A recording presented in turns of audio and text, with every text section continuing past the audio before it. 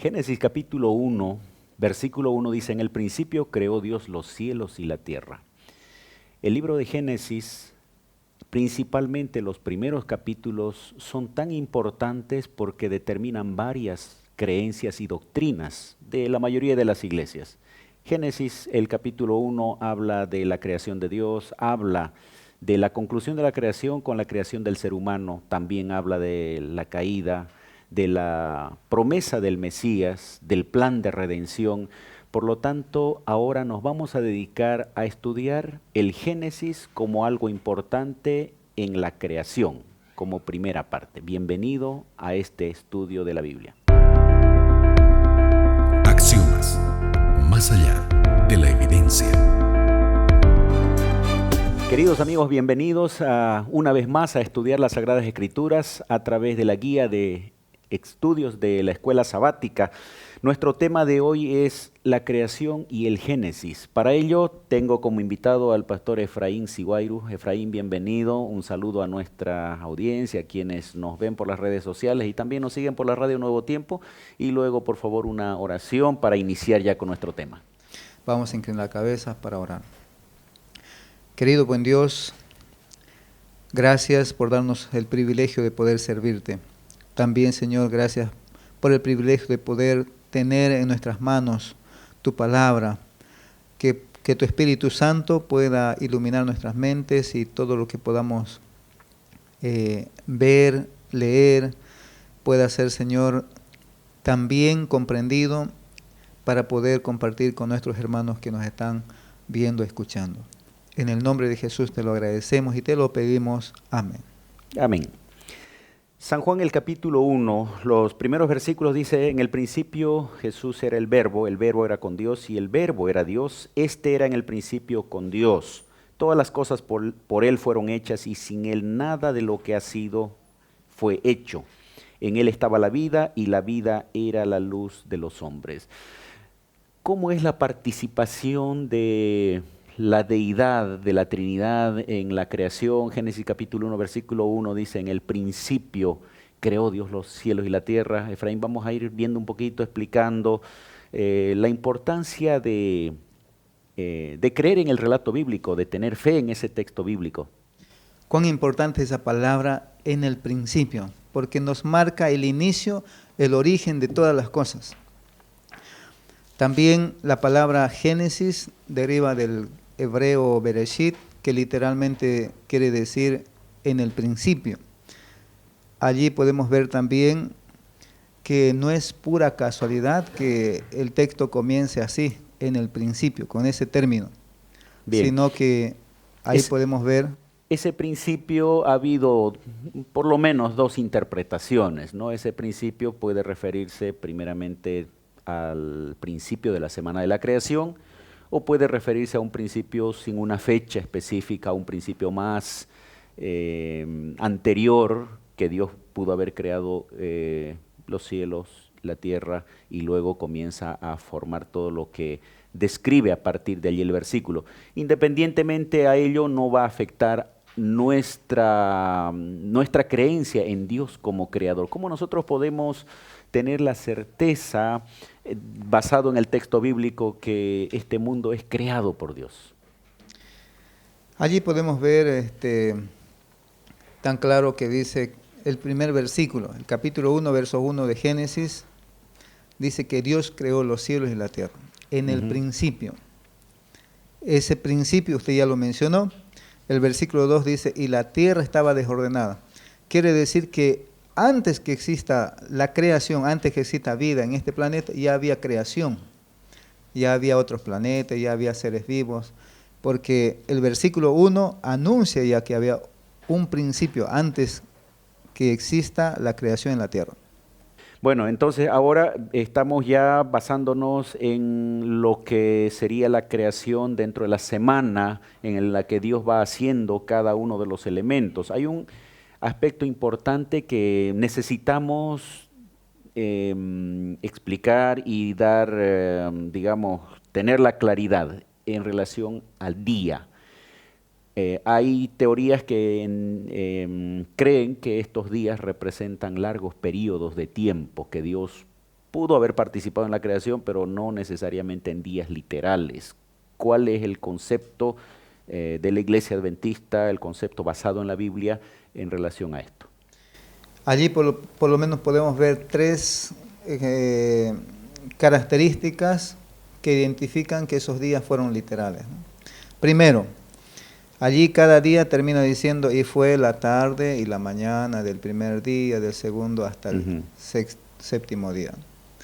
Entonces, allí tarde y mañana Da evidencia de que se refiere a un día literal. Exactamente. La otra es que hay en los 10 mandamientos, tanto en Éxodo capítulo 20, versos 8 hasta el 12, hasta el 11, también en Deuteronomio se explica que ese día hace referencia a los días de la creación, hablando del sábado. Entonces, no puede haber una diferencia entre lo uno y lo otro cuando habla del reposo. Claro, habla del reposo, dice, reposarás el séptimo, así como el Señor hizo en 6 días. Entonces, si fuera un reposo también simbólico, tendríamos que pensar en un periodo demasiado largo y ahí ya sale del plan semanal. Así es. Y la tercera, la historia. La historia lo comprueba. Por ejemplo, los hebreos practicaban de acuerdo a su comprensión. ¿Y cuál era la comprensión de ellos? Que ellos comprendían en Génesis 1 los días de la creación como literales. Bueno, esto es importante porque ha habido una intención de armonizar algunos conceptos evolucionistas con la Biblia y ahí comenzaron a tener, digamos, teorías, ¿no? Para tratar de dar a entender de que estos días podrían armonizar un poco con las fechas o con los años de la evolución. Ahora, la palabra también, la palabra yom en hebreo, representando, simbolizando días, se utiliza dando a entender justamente de que se refiere a los días literales, ¿no? Días de 24 horas como los que conocemos, con tarde y mañana. Y en singular, ¿no? Y en singular, exactamente. Sí. Aparece en el relato bíblico muy temprano el tema del sábado. ¿Cuál es la relación del sábado con la creación? Bueno, al concluir los 6 días de la creación, Dios ve que todo es bueno en gran manera. Así que Él separa un día especial, que sería el sábado, el séptimo día de la semana, con un propósito específico. Como un recordatorio de toda la creación que hizo. El hombre, a través de la historia, tendría siempre la tendencia de olvidar quién es su creador. Pero Dios estableció el sábado con ese propósito como recordatorio, como una señal. Dice el capítulo 2, versículos 2 y 3 de Génesis, acabó Dios el séptimo día de la obra que había hecho, es decir, ya el séptimo estaba acabado, reposó el séptimo día de toda la obra que hizo y bendijo Dios el día séptimo, lo santificó porque en él reposó de toda la obra que había hecho en la creación. ¿Qué significan estas características que se repiten? Reposó, lo bendijo, lo santificó, refiriéndose al sábado. Cuando vemos ahí los días de la creación, solo terminan diciendo así, y fue la tarde y la mañana. Ahora, cuando llega al séptimo día, que sería el sábado, hace un énfasis, ¿no? Recalcando tres características importantes, como usted mencionaba. La primera parte, reposar, es cesar. La segunda es bendecir. Es un día muy bendecido, es un día muy especial por Dios para las personas. Ahí Jesús mencionó en San Marcos, ¿no? El sábado fue hecho por causa del hombre, no el hombre por causa del sábado. Ahora, ese término, ¿qué significa? ¿Cómo nosotros podemos disfrutar de un día separado por Dios en lugar de creer que es una obligación de tener que dejar de hacer algo como un trabajo o alguna actividad secular? Muchas veces podemos confundir entre reposar y santificar. El sábado, según Éxodo capítulo 20, verso 8, dice que el sábado debe ser santificado. Acuérdate del día sábado para santificarlo. Muchas veces nosotros confundimos con reposar. El sábado simplemente para reposar y dejar de trabajar y punto. Eso no es el objetivo del sábado. no es el punto central. El punto central allí es disfrutar de la compañía con Dios. Claro, de la el reposo adoración. también puede disfrutarse, ¿no? Porque deja de hacer alguna actividad que tal vez le causa estrés, le causa cansancio, pero no tiene que ver solo con el aspecto físico, tiene Sí. que ver principalmente con la comunión con Dios y eso ahí complementa, ¿no? Con la bendición, con la santificación Así en es. relación. Ahora, es interesante ver la relación directa entre esto que Dios pone como un mandamiento con la creación. Aparece en Génesis y vuelve a aparecer en los mandamientos, tanto en Éxodo como en Deuteronomio capítulo 5, ¿no? Sí. ¿Qué es lo que nos enfatiza esto? ¿Qué es lo que nos está dando como un mensaje adicional el hecho de que el sábado esté relacionado con la creación? Bueno, el sábado, dos cosas. Primero, nos recuerda quién es nuestro creador. Y segundo, el Deuteronomio capítulo 5 dice que nos recuerda quién es nuestro redentor. Por lo tanto, tiene esos dos énfasis. Dios es nuestro creador y también Él es nuestro redentor. Bien, interesante ir viendo cada uno de los aspectos que aparecen en el Génesis. Habla de la creación, ahora estamos viendo cómo el sábado aparece ya en el inicio de la semana de la creación, posteriormente vamos a ir viendo otros aspectos doctrinales que aparecen también en el libro de Génesis. Queridos amigos, vamos a hacer una breve pausa, enseguida volvemos para continuar con el tema. Ya retornamos con Axiomas. Estamos de vuelta, queridos amigos, con nuestro tema, el Génesis y la creación, parte 1. Hemos visto qué implica en el principio, hemos visto también los días de la creación, que tenemos base bíblica para mencionar que son días literales, y vimos el sábado apareciendo ya muy temprano en la misma semana de la creación. Hay otros temas, como por ejemplo el matrimonio. ¿Cómo aparece? ¿Cuál es el concepto de matrimonio que aparece en la Biblia?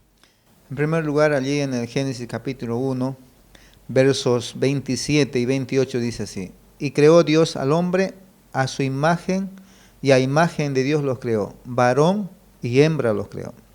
Y los bendijo y les dijo: fructificad y multiplicaos, llenad la tierra y sojuzgadla, y señoread en los peces del mar, en las aves de los cielos, en todas las bestias que se mueven sobre la tierra. ¿Qué cosas claras podemos tener en estos textos en relación al matrimonio? Cosas definidas en el texto bíblico. En primer lugar, aquí aparecen dos personas, hombre y mujer. No puede existir Otro tipo de matrimonio. Okay. Matrimonio, hombre y mujer. Segundo, allí aparece que hay un mandato: multiplicaos, fructificad.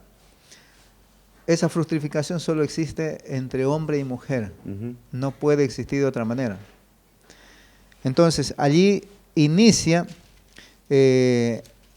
la forma de un matrimonio original, ¿no? O heterosexual, monogámico, con opción a tener hijos, y aquí aparece el modelo bíblico que por mucho tiempo se ha practicado, pero últimamente hay movimientos que están intentando alterar, y no solamente movimientos, sino hasta hay leyes en algunos países que ya están permitiendo, ¿no?, otro tipo de uniones matrimoniales.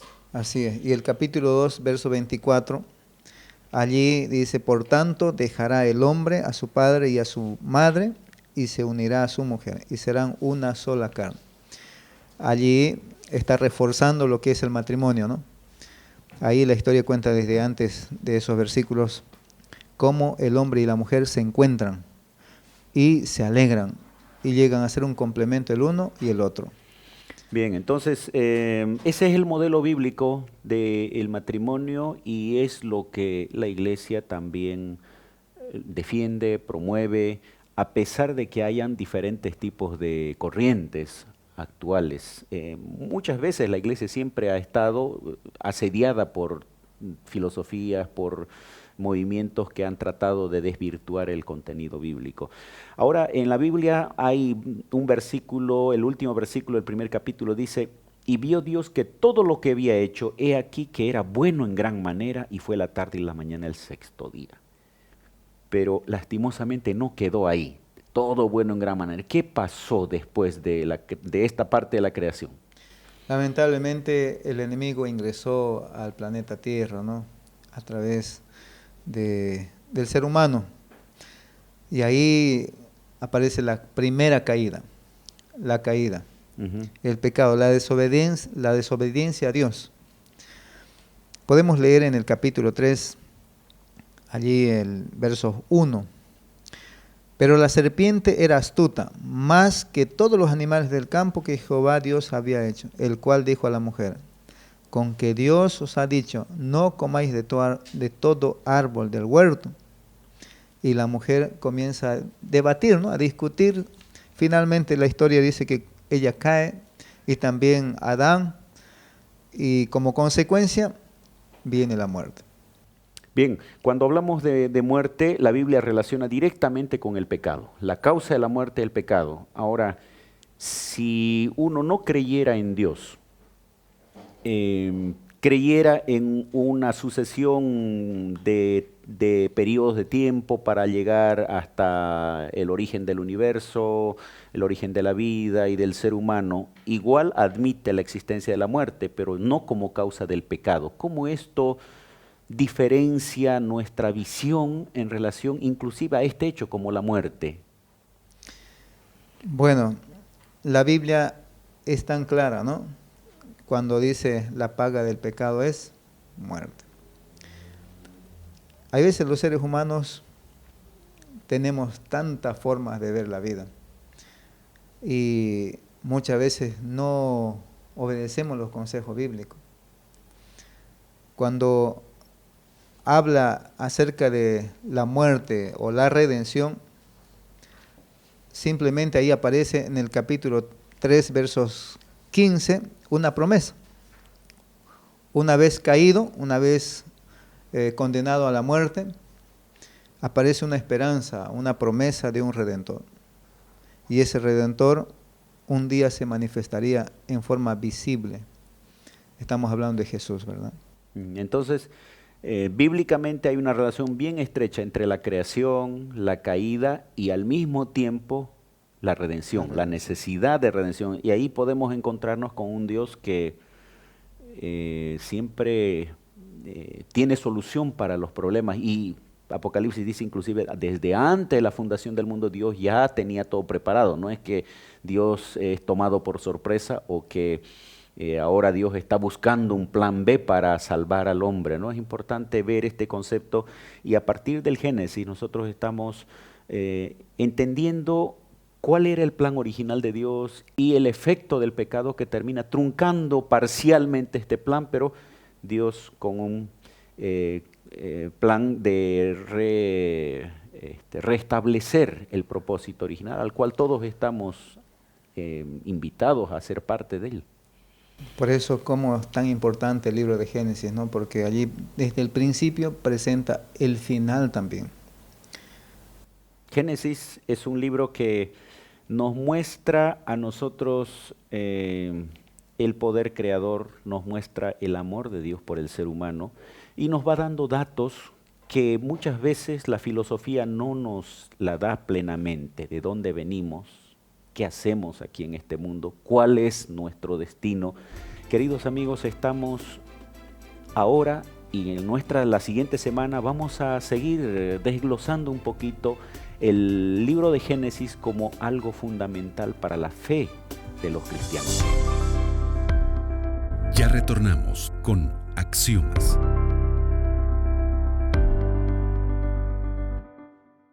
Amigos, estamos en la parte final ya de este tema, el Génesis y la creación parte 1. Hemos visto varios aspectos importantes que Dios presentó a través del escritor bíblico y ahora queremos frases de conclusión, querido Efraín, para nuestra audiencia. Hay una frase de un autor, dice así: cuanto más estudio la naturaleza, más asombrado quedo ante el trabajo del Creador. Un poco de ciencia distancia a uno de Dios, pero mucha ciencia le acerca a Dios. Cuán importante es poder identificarnos con la creación. porque nos define nuestro origen y también nuestro destino. Si nosotros sabemos de dónde venimos, vamos a saber hacia dónde vamos. Cuando nosotros estudiamos el libro de Génesis, sabemos quiénes somos, quién nos creó y con qué propósito estamos acá. Y entonces la vida va a ser más fácil, más llevadera y más feliz. Y hasta más digna, ¿no? Saber que fuimos creados y no fuimos fruto del azar de una evolución que no tiene un propósito definido. Quiero concluir leyendo otro texto acá. Dice, las mentes más sobresalientes, si no son guiadas por la palabra de Dios, quedan desconcertadas en sus intentos de investigar la relación entre la ciencia y la revelación. El Creador y sus obras están más allá de su entendimiento y porque ellas no pueden ser explicadas por las leyes naturales, declaran que la historia bíblica no es digna de fe. A veces el perderse un poquito en el aspecto más de la ciencia sin tomar en cuenta la palabra de Dios puede llevarnos a dudar, puede llevarnos a hacer conjeturas que tampoco tienen un fundamento sólido. Lo mejor es creer en lo que dice la palabra del Señor. El Génesis, como un relato de la creación, es un documento en el que podemos confiar. Te animamos, querido amigo, querida amiga, a leer la Biblia, teniendo la seguridad de que Dios es el autor y que estos relatos son para ayudarnos a conocer más nuestro origen y nuestro destino.